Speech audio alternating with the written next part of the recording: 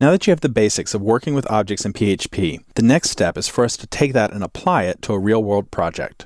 For that project, I've selected a photo gallery for us to design. And what I'm thinking of is websites like Flickr, for example, where you're able to display a lot of different photos online. People can view them, they can comment on them, that kind of thing. Of course, we're not going to be as full-featured as those kinds of sites, but this would be something that you could potentially showcase your own photographs to friends and family and continue to improve it till it did have a lot more features. So the way I'm thinking about this project is that there'll be two parts. There'll be a public side and a private side. The public side will be available to our site visitors. The admin side will require a password for people to get in. The public side will have an overview of all the images in the gallery. And if we have more than, let's say, 10 or 20 images on a page, we want to have pagination, which would mean that we would have a link that says next, and that would let us get the next 10 or 20 images. So that's called pagination, and we'll be seeing how to do that.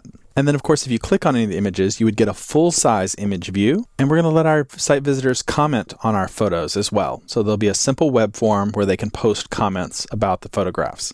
In the admin area, of course, we're going to need to have a login area and that functionality. We saw how to do that in the essential training. We'll look at that again from an object-oriented perspective and create admin users so that we have users who can log in.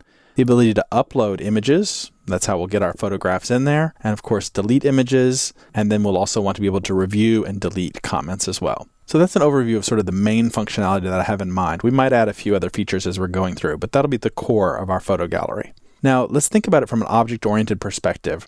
What objects are we going to be needing inside of this project? A good rule of thumb is any database table that you have is going to have an object associated with it. So we know we're going to have users, we're going to have photographs, and we're going to have comments. So we're going to need 3 objects, one for each of those. And creating a new user would then let us ask it for its first name and last name, for example.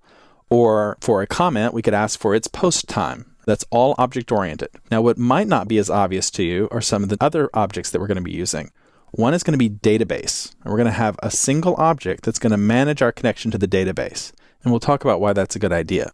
If you just think about it in abstract terms, it sort of makes sense that there's an object out there that's the database. We want to go to the database and get something. So think of it that way. It's an object. It's abstract because it's on our computer's hard drive. It's a piece of software, but it is an object that we're putting things in and out of. The same thing is true for session. We talked about how to use sessions in the essential training where we maintained the state of whether we were logged in or not. We'll be doing that with an object this time. And last of all, we're going to have an object that's going to manage pagination for us. Now, that might not be as obvious as some of these other ones, but it will be helpful to have an object that can contain all of the knowledge about whether or not we have more pages, how many pages there are. We'll put that all into a single object. And by the end, you'll see why that's beneficial. Now, we may create some more objects along the way, but these are the core ones that we're really going to focus on. And to start with, I want us to focus on making our database connection. So we're going to start there.